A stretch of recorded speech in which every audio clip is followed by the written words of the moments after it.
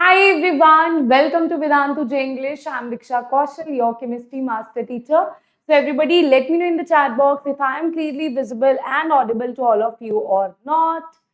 So finally, we are going to start with structure of atom, and just give me a second.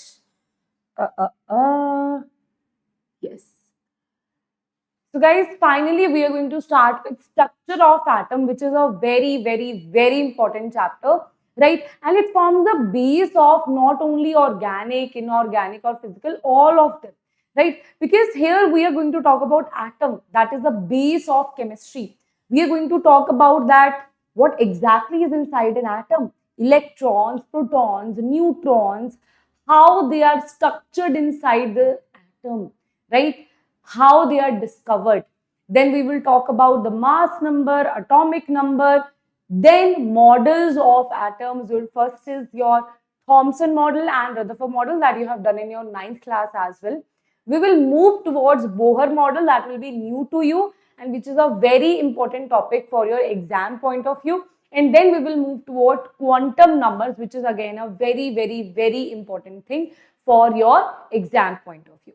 So this is a lengthy chapter, so it is going to take a lot of classes to complete this, right? So today is a very basic chapter of a basic lecture of it, that is discovery of electrons, protons and neutrons, right? So on a lighter note, we are going to start it, but it is going to move upwards only as the lecture we will do, right? Okay, everybody, ready? Everybody in the chat box, are you all ready? Shall I start? Yes, students. Now, in the last class, how many of you did the homework? Ramu has done the homework. Then Solu Chana has done the homework. Very good. Very good. Yes, 2 students have done the homework. What about rest of the students? Don't you want DPP of some basic concepts of chemistry? Already I have prepared it for you, right? But I also need to see some efforts from your side, right? If you give me efforts, I'll give you DPP, right? Which is going to consist of 25 questions from some basic concepts of chemistry, right? Okay, students. If you want DPP, then let me know in the chat box, and also who are watching it on recorded version, do let me know in the comment section that you want DPP, right? Okay, yes, students. So let us start with the first thing, that is what exactly is the atom? We talk about matter. What is matter? Ma'am, you are matter. Yes, I am matter. I do matter. That's why I am a matter, right? Matter is anything that occupies space and has volume, right? So, ma'am, okay, that we got it, right? That means Diksha ma'am is a matter, right? Then you are a matter. But, ma'am, is air also a matter? Yes, air is also matter because air occupies mass, right? Oxygen molecule, nitrogen molecule, they all have some mass, right? And it has a volume. It's just that it is so less populated that the gas molecules are so away from each other. I can easily pass my hand between the air, right? Otherwise, it is a matter only. Is light a matter? No. Light is not a matter.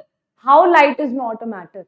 Because light consists of photons and photons are massless quantities. We'll talk about photons in this lecture, in this particular chapter as well. Right? Now, atom is the tiniest particle of that matter. Right? So, if you talk about atom, the atom is the smallest unit of element that retains elemental chemical property. It consists of nucleus containing protons, neutrons surrounded by a cloud of orbiting electrons. So we are saying that at this point we know that in exactly atom is the smallest particle, right? Very small, very small. Like if you talk about this dot here, it will have trillion of atoms in it. Yes, the single dot will have trillions of atoms. It is that small.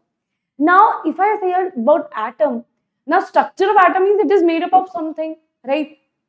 Here, atom is made up of electrons, protons, neutrons, right? So, can I just write here electrons, protons, neutrons, and this is what the topic of today's lecture Ma'am, who told us that atom is made up of electron, proton and neutrons? Right? Who told us that? And who told that nucleus, inside nucleus you have neutrons plus protons and electrons are revolving around it, right? For this particular thing, we will study the models, right? So the first chunk of this chapter is discovery of electrons, protons and neutrons. So I'll talk about electrons firstly, right? If you talk about, ma'am, what exactly is the electron, right? So electron is nothing but it is a fundamental particle of atom, right, which carries 1 unit negative charge.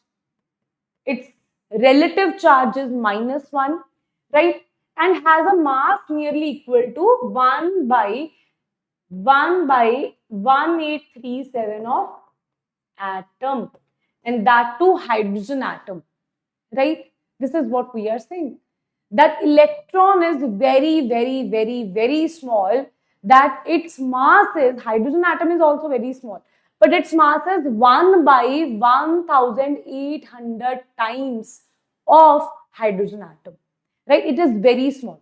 So this definition is just to give you an idea that like we are talking about subatomic particles, which are even smaller than the atom, right? Now, this definition is clear, but ma'am, who discovered electrons, ma'am? Who discovered? Who told us? Was there some dream in someone's life that atom consists of electrons? No.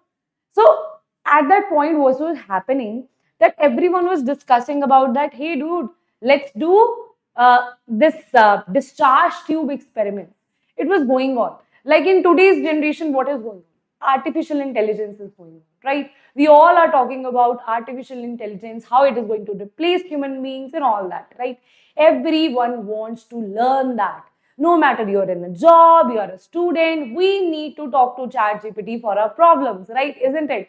So, why? Because it's a trending thing. It's a new thing. We want to discover something. So, similarly, back then what everyone was doing, they were like doing discharge tube experiments. Now, ma'am, what exactly is this discharge tube? So, if you see, this is your tube. This is called discharge tube. In this tube, what exactly happens, right? This is connected to a negative terminal. This is the negative terminal of battery. This is the positive terminal of battery. The negative terminal of the battery is cathode here, and the positive terminal of the battery is anode here, right? Now, inside it, what you have some gas or maybe some air, right? Then we know that what we are going to do here, right? How we are going to actually see whether there is electrons or not. See, firstly, no one had an idea about that there is some electron. They were simply doing discharge tube experiments. They were thinking, Thomson was thinking that this is a discharge tube. What if I want to see that is there any rays coming out of this? Is there any rays coming out of cathode, right? So this is what he wants to observe. For that observation, what he did, see, simple thing is, at that point, these electrons rays, we were not able to see with naked eye, right? So how do we see it? It was not visible to us, right? So what they did, they had a fluorescent screen on the back of this anode, right? On the back of this anode. And the anode was perforated. That means we had holes between it. See, if let's say there is some blackboard here, right? There is some, like, let's say there is some sheet here.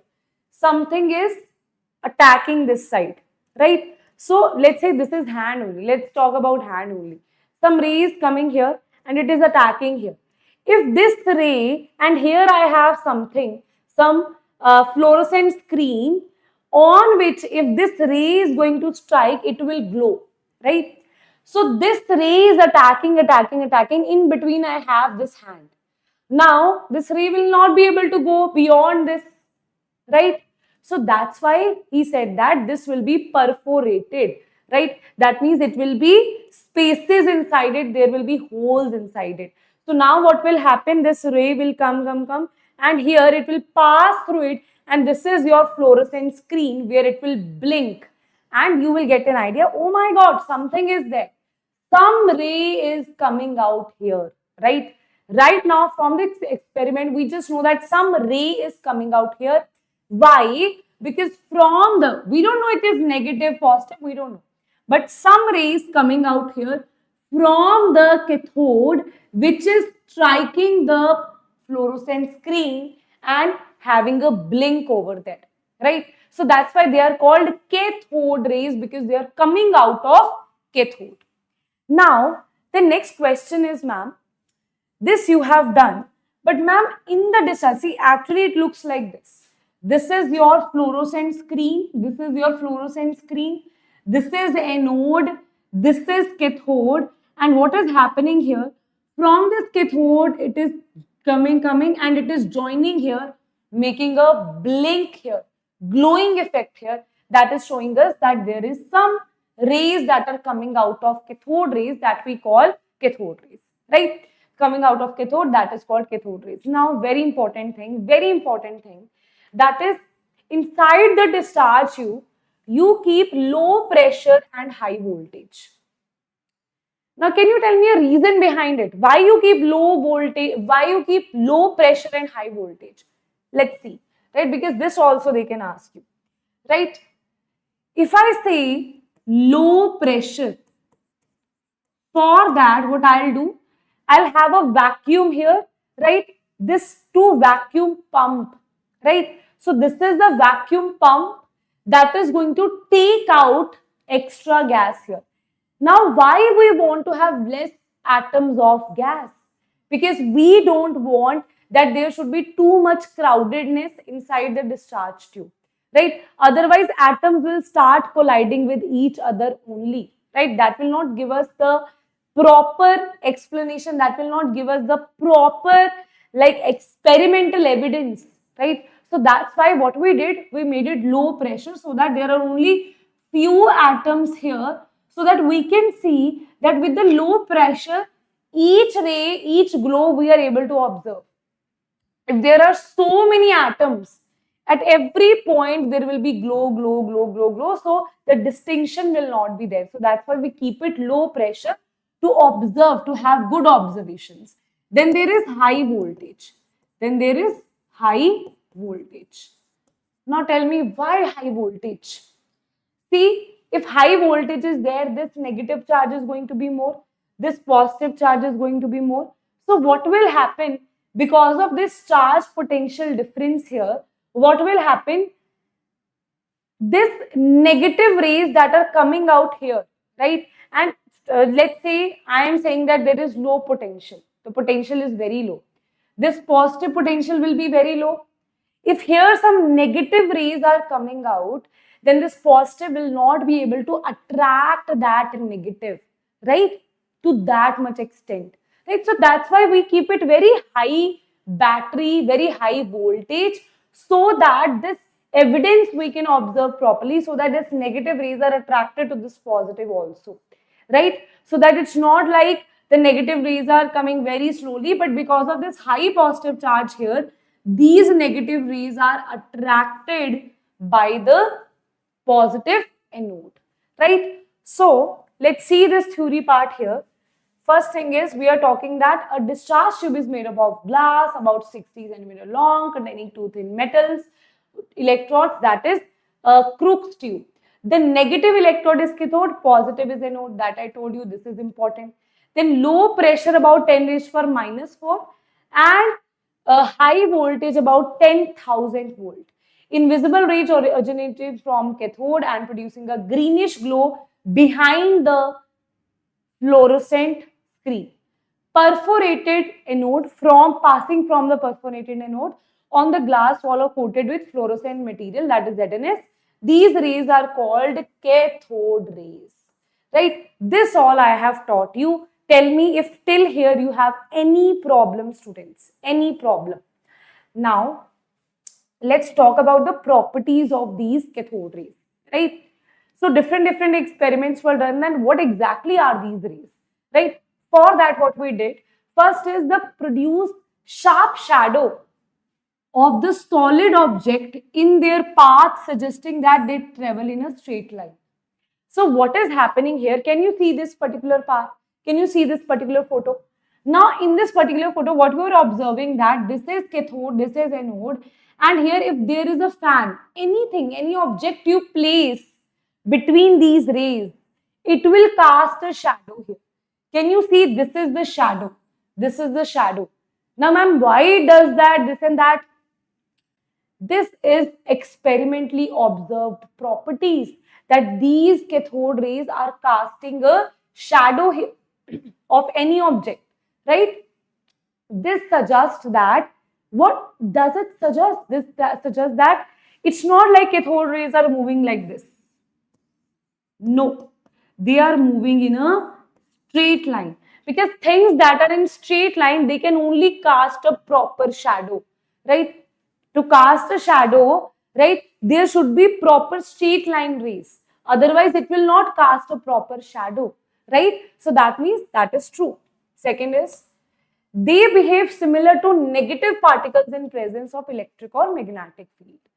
That means when I talk about negative particles, how they are behaving like a negative particles, let's study that, okay? So how they are behaving like negative particles in presence of electric and magnetic field, right? Now we will put it in electric field and magnetic field both. So if you see, wait a minute, yes.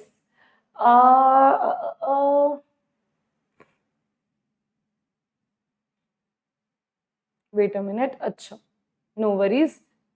So let me just elaborate this point here.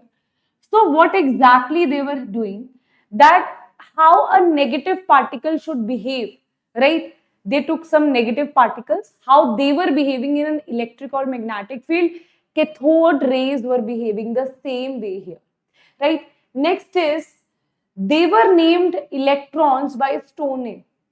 So Stoney named them electrons, that these particles that are inside these cathode rays are, I'll call it electrons, right?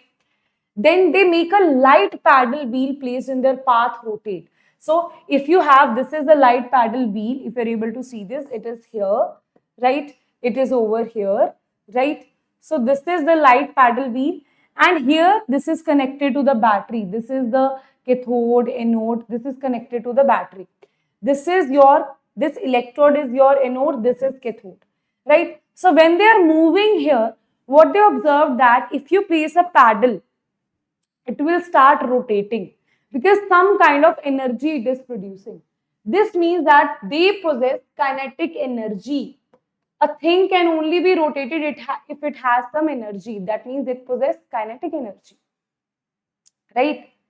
Next is, they ionize gases through which they travel. Now, if I say that you have hydrogen, hydrogen is one electron and one proton, right? So when I say one electron will be taken out here, this will become H positive. That means when electrons are getting out of that atom is getting ionized. Next is, they produce X-rays when they strike on metallic target, right? So whenever they strike on a metallic target, they will start producing X-rays here, right? So X-rays produced when high-speed electrons hit the metal target. Then very high-speed X-rays are produced. X-rays are produced when the electrons strike a metal at a very high speed. Okay. Next is, the characteristics of cathode rays do not depend on material of electrodes or nature of the gas present in the cathode ray. Now, how they experimented this thing? They took firstly hydrogen, then helium, then lithium, then neon, nitrogen, oxygen, different gases they took. But they were observing that electrons is same only. The electrons, the cathode rays are not changing, right? Even when you change the gas, that means they are not dependent on the electrodes. When you change the electrode, no change is there. When you change the gas, no change is there. Now, why this is happening? See, simple thing is, Now we know that neutron and proton are inside and electrons are rotating around it. Right? Now, what exactly happens here? Electrons are not packed, that 3 electrons will be there in one room. Proton is packed. Electron is not packed. Electron will be like, I am free. This electron will be like, I am also free. Right? So, if one electron goes, it is not going to go in bundle. Right? So, if you talk about, let's say, hydrogen here, it has one electron, one proton. If one electron goes, that will become H positive. If you talk about helium, that is 2 electrons, 2 protons.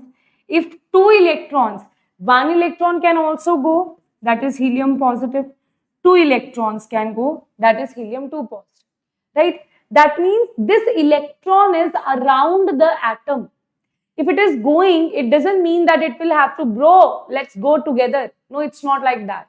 Proton is like, bro, let's go together, right? But electron will be like, dude, I'm okay, right? I don't need to go with you. I'm going in my own way. I'm like single, happy, right? So this electron, whether it's hydrogen, it's nitrogen, it's oxygen, one electron can go, two electron can go, three electron can go. It's not like always 3 electrons are going together, 5 electrons are going together. No, right? They can go, but they are individual. One electron, second electron, third electron, individual. Because they are not locked in some room. They are just moving in the orbits, right? Okay. Now, let's see. Charge to mass ratio of the electron, right? If you talk about charge to mass ratio of the electron, that is E by M ratio, right? Now for E by M ratio, now what you need to know is experimental thing is not asked to you. You just need to know what is the value of E by M, right? So J.J. Thomson measured E by M ratio by electron using cathode ray tube, applying electric and magnetic field perpendicular to each as well as to the path of electrons. So what he did here, he was like, let's do one thing. So this is the experiment that he did, right? This is the magnetic field that is definitely this is the path of the electron. This is path of electron, right?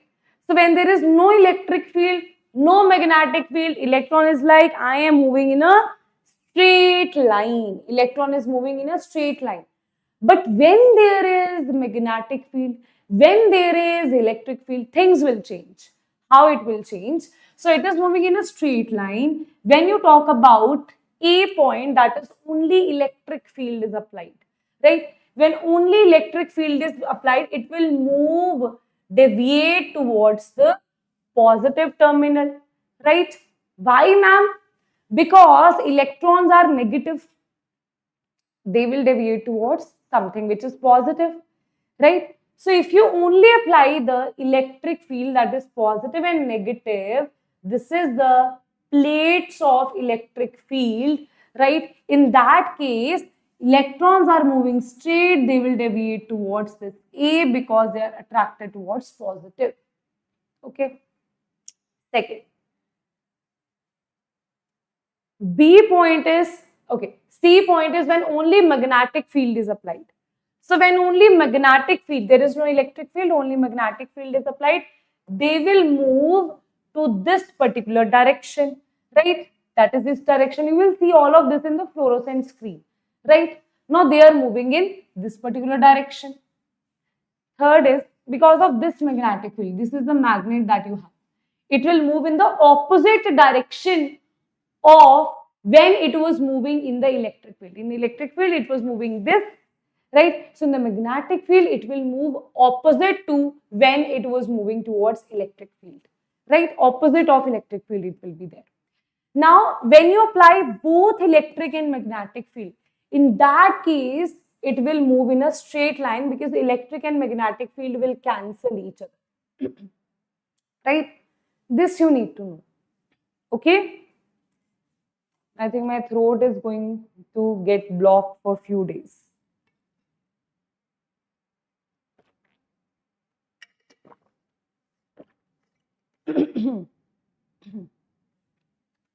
So now, if you see this, ma'am, how he calculated E by M ratio here, that is not under your syllabus, that you don't need to learn.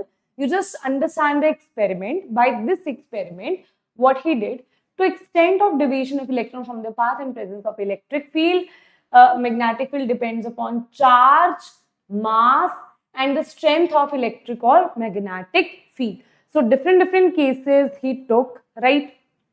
Then he was able to find out by measuring the amount of deflections. Thomson was able to calculate the value of E by M, that was calculated to be this. This is E by M ratio of the electron, which is a very important value, right? So this is the first important value that you have to learn. Okay, guys. Next is, let's talk about charge on electron.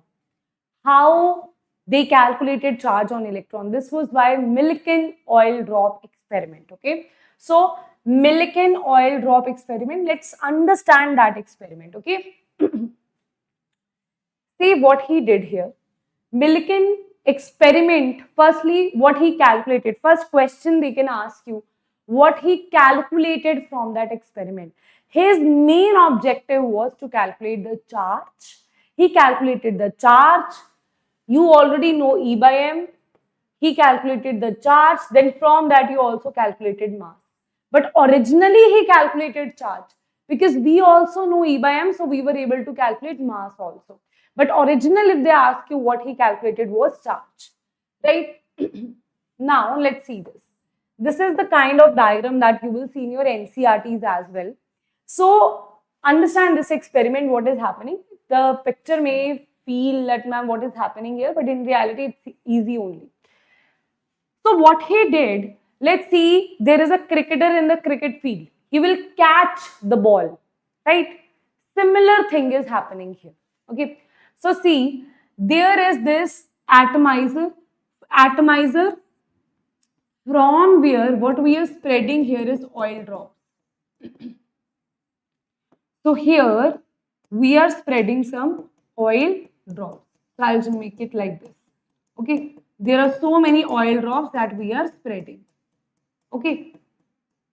Now, what is there? We have two plates here. This is the first plate, that is positive plate. This is the second plate, that is the negative plate. So are we able to have a circuit where you have a positive and a negative plate? You have an anode and cathode. So I'll write it as, this is your positive plate and this is your negative plate. This is your negative plate. Now what is happening here? There is a source of X-rays from where X-rays we are producing. So X-rays from the source are coming out from this side, right? And there is this microscope from where observer is observing this, right? Millikan is observing from this particular microscope, right? So from here X-rays are coming, right? So you can say from here X-rays are coming.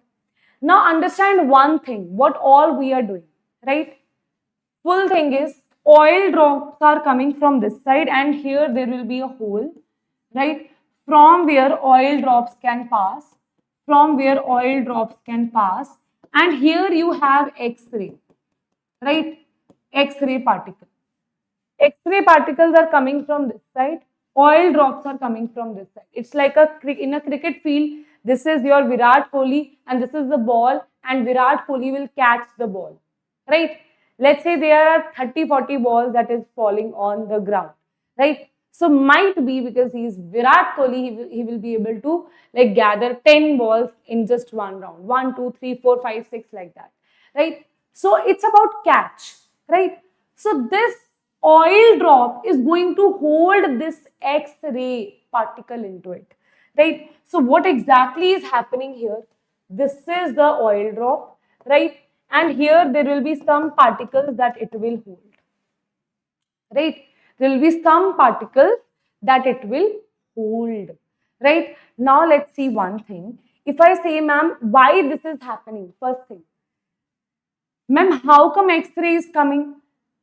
See, simple thing is here you are producing X-rays, that's why it is here. This is oil drop, that's why it is here. Next question might be, ma'am, how the microscope, from the microscope this person is observing. To observe something, it has to be static, right? Otherwise, if it is falling like this, how can someone observe it, right?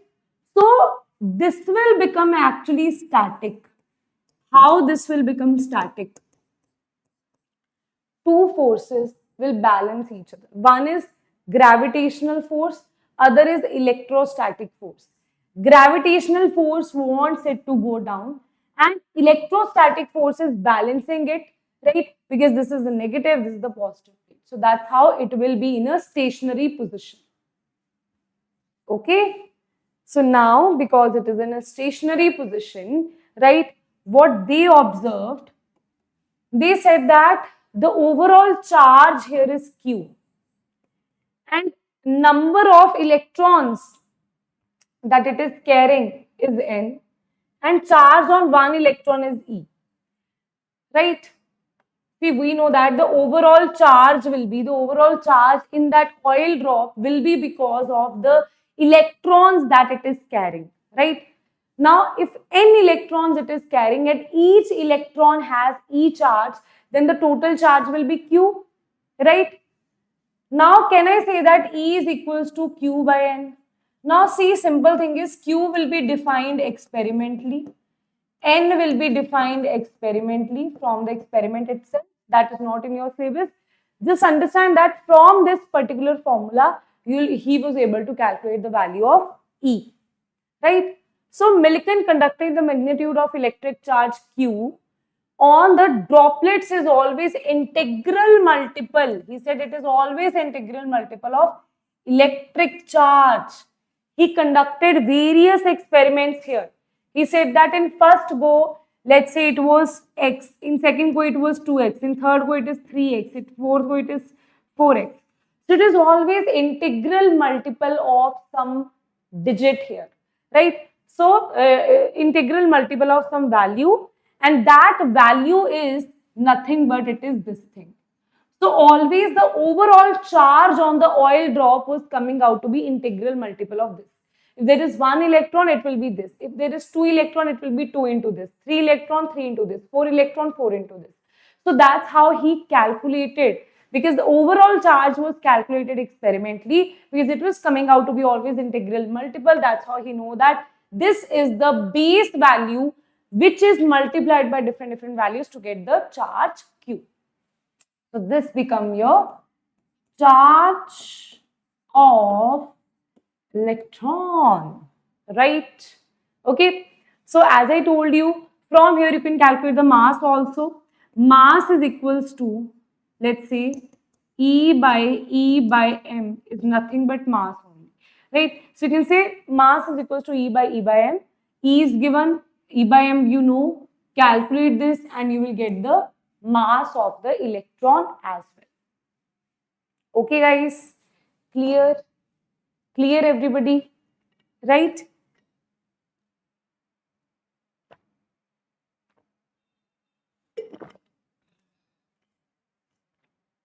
Okay, you have done this. Now let's see this question, who is able to answer this. Question says that which of the following statement is not correct about characteristics of cathode rays, right? They start from cathode and move towards anode, that is true. They travel in a straight line in absence of electric magnetic field, that is also true. Characteristics of cathode ray do not depend upon material of electrodes, that is also true. Characteristics of cathode ray depend upon nature of gas? No, they don't depend upon nature of gas. So answer is fourth is the incorrect statement here. Now, let's talk about protons. Protons, always be a proton, be positive, right? So, let's talk about these protons. So, this is also the second fundamental particle which carries one positive charge, right? And has a mass nearly equal to that of hydrogen atom, right? Now, we'll talk about how come it has a mass equal to hydrogen atom. For that, understand one thing. In reality, now we know that if you have hydrogen, that is one electron, one proton. There is no neutron in hydrogen, and hydrogen is the only atom which do not have any neutrons, right? So there is no neutrons in hydrogen atom. This is one electron, one proton. When it gains one electron, this will become two electrons, one proton. If it loses one electron, it will become one proton only. That's why, have you ever observed that H positive is also called proton?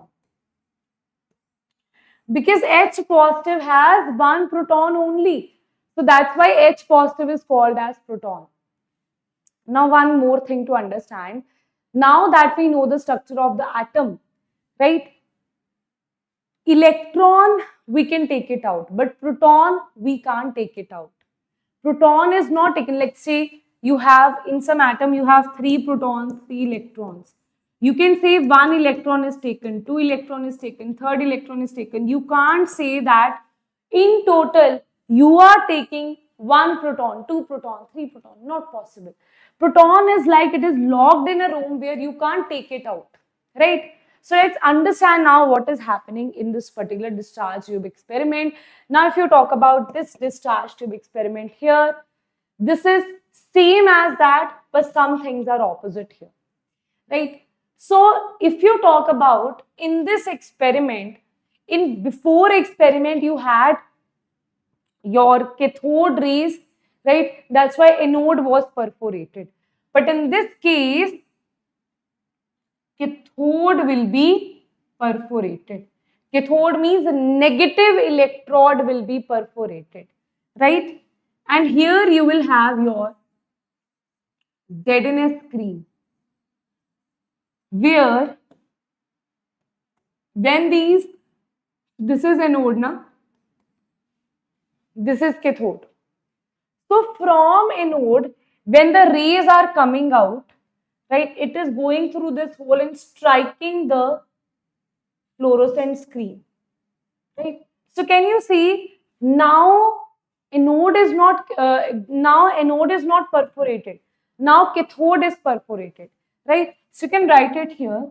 It is opposite of that. Now cathode is perforated. Cathode is perforated. That means it has holes. Now the rays are coming out from anode rays, right? Which are also called canal rays. These are also called canal rays, right?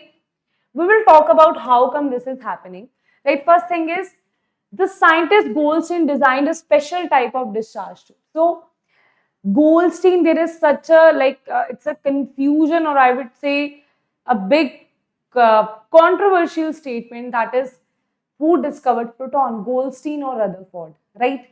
In my opinion, Rutherford, because it was not discovery of proton.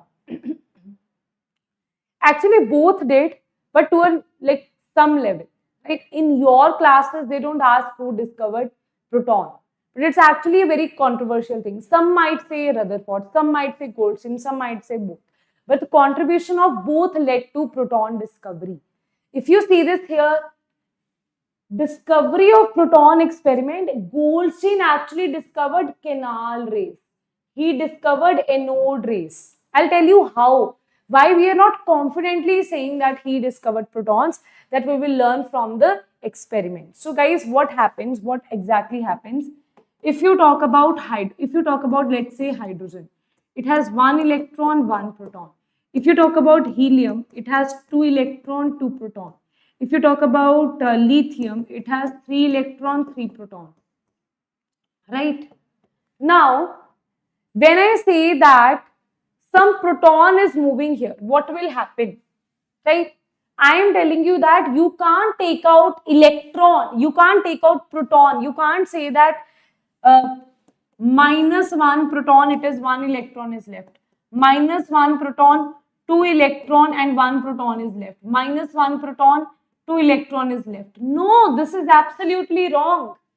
Just the way we take out electrons, that's why when we study periodic table, We study ionization enthalpy. We study energy required to take out electrons. There is no such definition of energy required to take out protons. Protons you can't take out from an atom, right? That will be there in the nucleus. So what we can do here is that here we can take out one electron and you are left with one proton. Here you can take out 2 electron and you are left with 2 proton. Here you can take out 3 electron and you are left with 3 proton.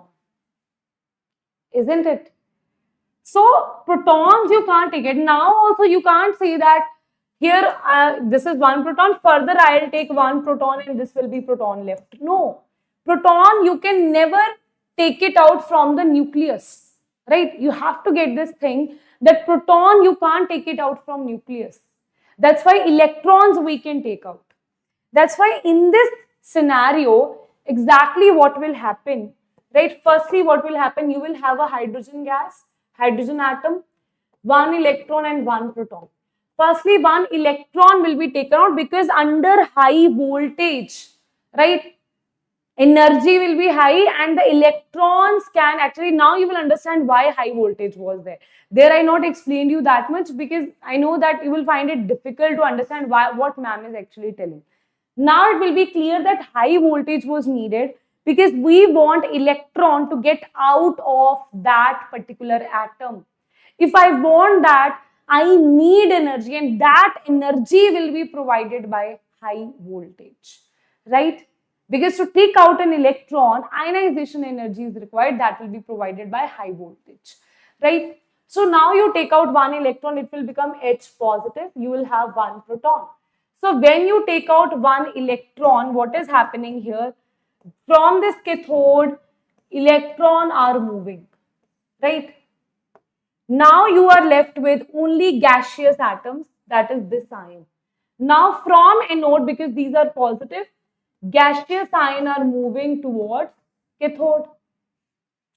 So it's not like, ma'am, in Thomson experiment only cathode rays were moving. No, we only detected cathode rays because we have perforated tube only on the cathode rays, right? Wait a minute. Yes, we have perforated tube, perforated screen only like for cathode rays, that is before anode, after anode. But if I, let's say, if I also draw a tube here, now in this case what will happen? I will observe that some rays are moving from cathode to anode, some rays are moving from anode to cathode as well. This all is happening in a discharge tube. It's just that we focused one thing at one point, right? Okay. It's not like only at one point only cathode is moving or anode is moving. Both are moving, right? Both are moving, guys. Wait a minute. Yes. Now, can you see if I talk about this thing here, right? If I, let's say, okay, chalo here, right? I am saying that electrons are moving here and some positive thing is moving to this side, to the cathode. It is attracted towards a negative terminal, that is cathode. Both things are happening. So let's say, ma'am, let's focus only on the anode rays. So anode rays are moving from anode side to this place. Now, ma'am, what exactly is in this anode ray? Like in cathode ray, you had electrons. Do you have protons here? No. If you see this is nothing but this is H positive. This is H2 positive. This is Li3, wait a minute, this is H2 positive, this is Li3 positive. Can you say you are left with multiple or proton? That means either, see, basically after taking out the electrons here, you are left with gaseous ions, right? Gaseous ions. So it doesn't mean that the positive particles are protons. It means that the positive anode rays contains gaseous ions. After you give out all the electrons, the atom that is now an ion, positive ion, that is your anode ray, right? And by chance, in case of hydrogen, proton is H positive. So only in case of hydrogen, proton is H positive. So what they observed that either this was coming in multiple of that single thing. See, proton will have some charge, right? So with hydrogen, you were having multiple 1 into proton. In helium, the charge was coming or the mass was coming out to be 2 into proton. In lithium, it was coming out to be 3 into proton. So either it was proton, that is for helium, or it was multiple of proton. But we can't say that always anode rays are protons. No, anode rays are gaseous ions that may be proton for hydrogen or may not be proton like for others. For other, it is a multiple of proton, as you can see here. Right? I hope so. Now it is clear to you guys, right, what we have done here. This is the glow that we have, and here both things are happening. In both the cases, anode rays and cathode rays both are moving here. If you see, right, here we can see that from this cathode rays are also going, and here anode rays are moving here, right? It's not like in one discharge tube you have only anode or cathode rays. We are observing one thing at a point. If you put both sides, this is also perforated, this is also perforated. In both sides, you will see glow. This side on the cathode side because of anode rays, on the anode side because of cathode rays. Okay? Understood everybody? Yes, everyone. So let's see the properties here. First is they travel in a straight line just like cathode rays. They carry a positive charge. That's why they are attracted towards negative electron. They are made up of material particles. The mass of particle consisting of anode ray is found to be dependent on nature of gas taken. Yes. Can you see? For hydrogen it is different. For helium it is different. For lithium it is different. So it is dependent on the nature of gas. Then the charge to mass ratio of particles is found to be dependent on gas taken. Because mass is dependent, so charge by mass is also dependent. Their behavior in electric and magnetic field is opposite to observed for electron. Electron and proton. See, electron will behave as a negative particle, proton will behave as a positive particle. Origin of this will be, these rays are believed to produce as a knockout of electron that I told you. If you have a helium atom, this is produced once all the electrons are taken out, then what you are left with is your anode ray. From the gaseous atoms, by the bombardment of high-speed electrons of the cathode rays on them. So what exactly happens here? This is the atom. You have 2 electrons, you have 2 protons. This you will take out, you are left with helium 2 positive. Now, what will happen here, right? This particular thing is your anode rays. Not 2 proton, but this is your gaseous ion is your anode rays. That is very important to know. Then charge on the proton is opposite of charge on electron, right? These particles were found to, how we found it, that is not in your syllabus, right? E by M ratio value was coming out to be 9.579 10 raised per 4 coulomb per gram. That is your E by M ratio, and this is the maximum value of E by M ratio observed for any positive particle, right? Now, mass of proton is E by M. E you already know, and E by M we have already calculated. After that, the mass is coming out to be 1.6 into 10 raised per minus 27 kilogram will be your mass, right? Okay. These are some factual details that you should know: electron mass and charge, proton mass and charge, neutron mass and charge, that you should know, right? These are factual things. So what is wrong about anode rays? They are asking you here. Their E by M ratio is constant. They are deflected by electric magnetic field. They are produced by ionization of molecules of the residual gas. Their E by M ratio depends on nature of residual gas. So wrong. E by M ratio is constant. No. They are deflected by electric magnetic. Yes. They produce ionization of molecules. Yes. Gaseous ions you have. Their E by M ratio depends upon nature of residual gas. So yes, wrong statement is first. their E by M ratio is not constant. It varies with the gas that you have here, right? Next and last one of today's neutron, which is a very simple thing, very simple experiment you have. We are almost towards the end of lecture. A fundamental particle which carries one positive charge, 1 unit positive charge, and has a mass nearly equal to, wait a minute, neutron will have zero positive charge. I think this by mistake, right? Zero positive charge, sorry, zero charge. Neutron will have no charge, right? Okay, yes. Neutron will not have any charge, and its mass will be equals to proton, right? It is nearly equals to a proton, right? So let's see what exactly is this neutron, who discovered it.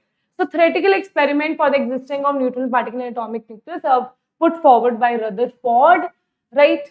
That how neutron particles in atomic nucleus behave, that we will study in Rutherford model, right? But now just see one thing you should know, that while Rutherford model was being like experimented, at that point we had no hint about neutron, right? Okay, so that's why when you will study Rutherford model, you will not study about neutron, right? You will not study about neutron in Rutherford model. We had no idea about it, right? This Chadwick made it in 1932. Chadwick proved its existence. So let's see in 1932 what exactly happens. Before this, Rutherford model was already done, right? But nobody was talking about that inside nucleus, except for proton, there must be something else also, right? So this was the experiment in which what he did, it's not that much in detail in your syllabus. Just remember one thing, beryllium particles, right? What he did, they bombarded on helium, right? And it gave carbon isotope along with the neutrons. This is your full reaction, out of which neutrons were produced. They were observed, right? Now this is your full mechanism, Chadwick observation. Maximum they can ask you is this thing, right? When a beam of alpha particles, now what is alpha particles? Helium 2 positive is alpha particle, right? When you take out 2 electrons from helium, that is alpha particle.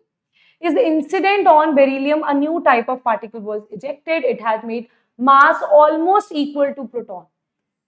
Mass was almost equal to proton, that is 9.672 into 10 raised to minus 27 kilograms, and carried no charge. It had no charge. So this was the observation, right? And later on we discovered that it was in nucleus only. It was inside the nucleus only, right? But for that we will study about different models, Thomson, Rutherford, then we'll talk about Bohr model, quantum numbers. Then you will get an idea that what exactly is the structure of atom, how these electrons, protons and neutrons are arranged in an atom. And this is very interesting. Like when you will move to quantum numbers, that will be like awesome, because the imagination kind of thing that you will do, right, that will surprise you that in reality it is like this, right? So that is going to be very interesting. But before that, guys, for your exam point of view, you need to remember electron, proton, neutron, the absolute charge, the absolute mass, and here what is the relative charge is -1, +1 and 0 here, right? The relative mass, we take approximately electron and we take it as 0, and for proton and neutron we take it as 1, the relative charge, right? Okay. And this is your homework, guys. As you can see it here, true or false, you have to tell. The anode rays obtained from all gases contain positively charged particles called protons. This is first one. Second is, the term electron was coined by which of the following? This also I have told you in the class itself, right? And that's it for today, students. I hope so everything is clear to you. Now, your Chintu ma'am wants you to do the homework, right? I would love to see your comments, right? In the comment section, do your homework, right? So if you do the homework, that will motivate me to bring out DPPs for you. Otherwise, I will feel that why should I do that much, for students who are not even doing the homework, right? So pay attention in the class, do your homework on time so that I provide you with DPPs and you can solve that as well. This will make you a disciplined and consistent person, right? And guys, our Sigma batch is going on right now, which is at 4999, in which in class live classes are there, doubt solving is there, quizzes, leaderboards, mock tests are taken after every 15 days, test series are provided to you that is valid for 1 year. And guys, not only this, we also provide you the Tattva modules in which the best questions of JEE are there, right? So all this is just in 4999. And if you want quick revision cards like this, then that will also be available to you within the batch only. You can see and go through the description box, right? It will be provided to you in the description box only. And right now on the pro batches, that is, our off is going on for 2027 aspirants, 20,000 off is going on, and 2026 aspirants, 10,000 off is going on. So you can go and check it out, right? Whatever suits best to you, take it, because time is limited, but dream is very big. So for that, you need good guidance, good mentorship. That is available to you on Vedantu JEE English. And guys, this is our official Telegram channel. You can scan this and land up on the page of Telegram channel, so that all the live classes, every single information regarding JEE, you get it on time on the Telegram channel as well. Okay, so that's it for today, students. That's it for today. Now, I'll see you all in the next class. Till then, bye-bye. Take care. See you all in the next class. Bye-bye.